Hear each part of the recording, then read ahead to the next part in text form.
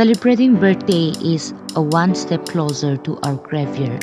Yesterday celebrated Api Ilen's birthday as she turned 87 years old in a very simple way. Long live and God bless Api.